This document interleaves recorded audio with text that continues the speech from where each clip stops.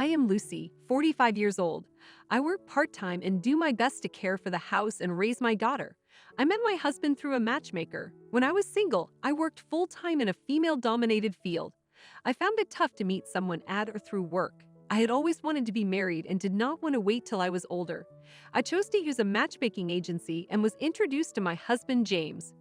He was a conscientious person who did everything meticulously. On the other hand, I was more relaxed. So at first, I believed we were diametrically opposed and incompatible.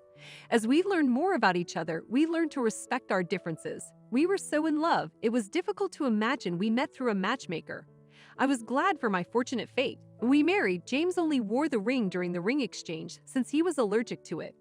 We thoroughly enjoyed our honeymoon period before conceiving 2 years later. We were pleased when our healthy child was born. You did great, honey. We have a beautiful baby girl. Thank you, she's adorable. Let us do our best to raise her with plenty of affection. He loved our daughter Ella even more than I did. He even used her birth weight as the license plate number and password. Seeing him like that made me feel warm and loved, and I believe that we will continue to live happily ever after. As the month progressed and Ella started high school, James immediately began working a lot of overtime hours. I'm currently in charge of a new project. I will be home late today, so please do not wait for me.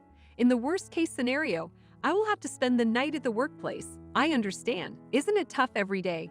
I appreciate that you are working hard, but don't overdo it. I am sure it is fine if you come home early once in a while. Love you.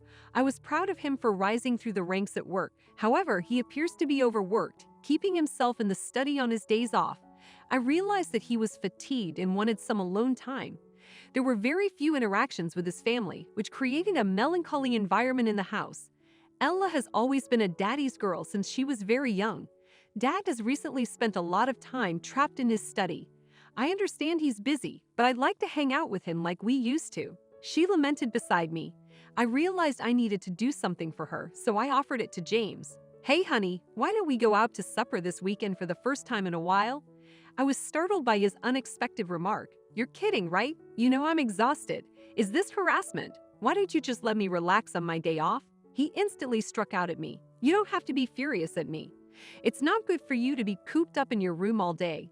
Going out is a nice way to relax after a long day at work, isn't it? I try to calm him down. Leave me alone. Go ahead and do anything you want. He was steadfast in his refusal. Since then, he's been picking on me and cynically commenting, I so invite your freedom. Ella spent more time with me, but she isolated herself in her room because of her father's lack of attention. I felt like my family was on the verge of collapse, and I hoped that once this project was completed, our usual pleasant life would resume. A month had gone by since then. I'm going on a 5-day training vacation with my team that starts tomorrow. The news came unexpectedly, which astonished me. At the same time, I asked him what was bothering me. Oh, how sudden! Furthermore, it has already been a month since you were allocated to your new project. Are you still training? I questioned the duration. There was nothing unusual about the prolonged training. Leave your nose out of my business. His grumpiness irritated me, and I wondered when he would have time to spend with the three of us. The next day, he was preparing to leave on the trip. He was still home when I left for work. My daughter was out of school for a replacement vacation. I hoped they could spend some time together before he departed.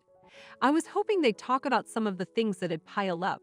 Ella sent me an unexpected text message shortly after I arrived at work. Mom, my head hurts so much. I think it's going to crack. I too feel nauseated. I cannot take it any longer. She seemed good when I left, but then she became ill. I called her in a hurry, but she couldn't answer. I called James for assistance. Are you still at home? Ella sounds in a lot of pain. Can you call for an ambulance immediately? I had lost my grandma due to a subarachnoid hemorrhage, so I was really concerned that she was experiencing identical symptoms. It's simply a headache and vomiting. Don't you think you're overreacting? If you're so concerned, why don't you return and take care of her? I'm leaving soon, so please take care of the rest. His reaction was incredible. Despite his daughter's grief, Dad was preparing to embark on a trip. Wait, what the hell? How could you not aid your own daughter when she is in so much trouble? Is your job so crucial to you? I struck out at him in a more aggressive tone than normal. I'm telling you, you're making a big deal. It is raining today. She must be experiencing pressure. Anyway, if you return, the problem will be resolved. My profession requires basic time management skills. I cannot be late for anything like this. He delegated all responsibility to me while prioritizing his own duties. I felt no emotion for Ella from him, despite the fact that he used to care deeply about her. I hung up the phone and headed home, praying. He'd already left, and I had discovered Ella. The ambulance arrived quickly and brought her to the hospital after she was found unconscious in the living room. A cold subsided once the doctor detailed her symptoms to me. He must have been busy because he didn't answer my calls. If I had been there for her, she would not have had to go through so much. I cried and lamented my helplessness. 5 days later, James finally called me in the evening. The first thing he said was, "You do not have to prepare my dinner tonight." I was astonished for a second. I had been wondering how he could return home after abandoning Ella in that state. He didn't even go see how she was doing in those 5 days, and he spoke as if nothing had ever happened. I cut to the chase and told him I was currently at our daughter's funeral. "In any case, I am unable to prepare dinner. Is your trip over? Can you come over now?" As a parent, he was supposed to attend his daughter's burial. To my astonishment, he kept him unique. "Ah, I see. Well, I won't be able to make it. You can handle it yourself." He showed no signs of grief. My rage boiled over and erupted. I vowed to tell him everything that was on my mind when he returned home. He returned late in the night. "Why didn't you call an ambulance right away? Do you know how much she suffered?" I had been anticipating this moment and instantly began attacking him. "Oh, come on. I haven't been home in a while, and you haven't even welcomed me back. Even if I called an ambulance that day, that doesn't imply she lived. What's done is done. I brought you some sweets. Make you feel better." His lack of regret startled me, and I ran out of steam to object. He appeared to take advantage of it. "Give me all of the insurance money. I'm the one who has been paying for everything related to our daughter. You're a part-timer with a minimal income. You have no right to it." He grinned at me. "How can you say such things just after we lost our precious daughter?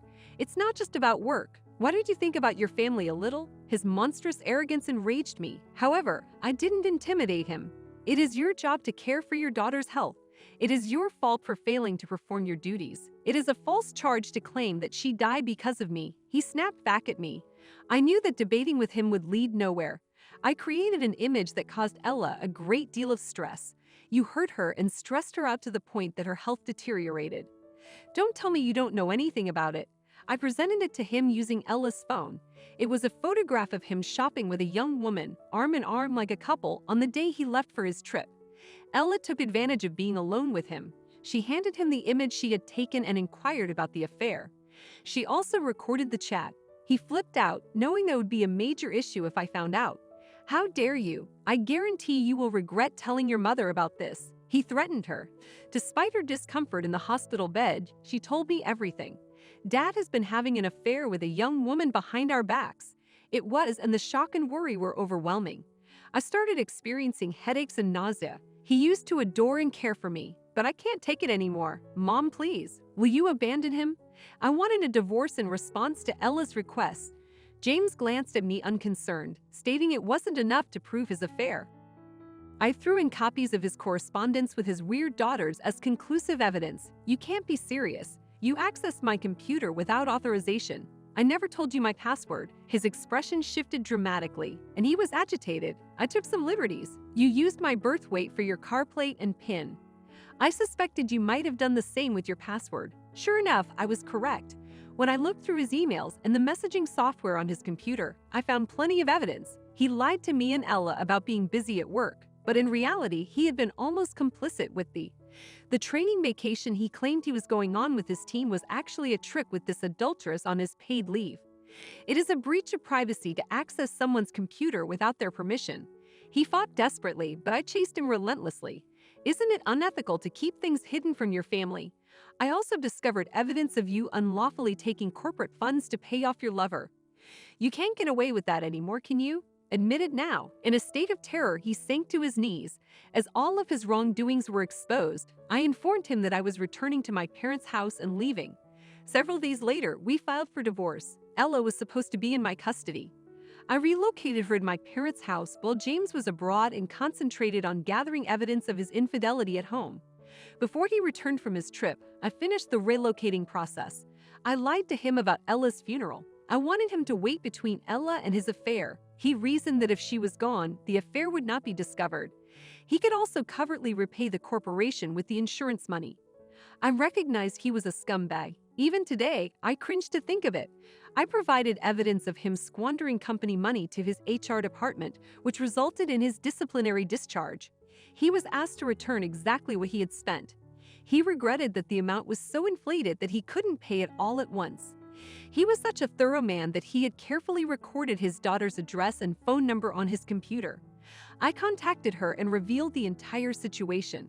It is often a good thing to be meticulous. However, in his situation, it worked utterly against him. As a result, his adopters abandoned him, and his parents severed connections with him as well. He's been living alone, working hard to pay alimony and child support, and returning to his ex-company.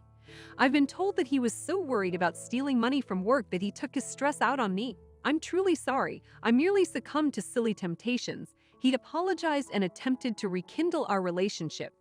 It's too late, and I refuse to forgive him after being forced to endure daily hardship. Ella, who used to be a daddy's girl, says she never wants to see him again. She has had my parents and my support, as well as helpful advice from a friend in a similar circumstance. She's coming back to her normal self. Are you sure you're happy that we divorced the way you wanted? Of course. A father I don't care for is just an annoyance. I'm overjoyed to know how much you care about me. Thank you for being there for me, Mother. I love you. Thank you for becoming my daughter. I really love you. We cried together, recognizing how important we were to each other.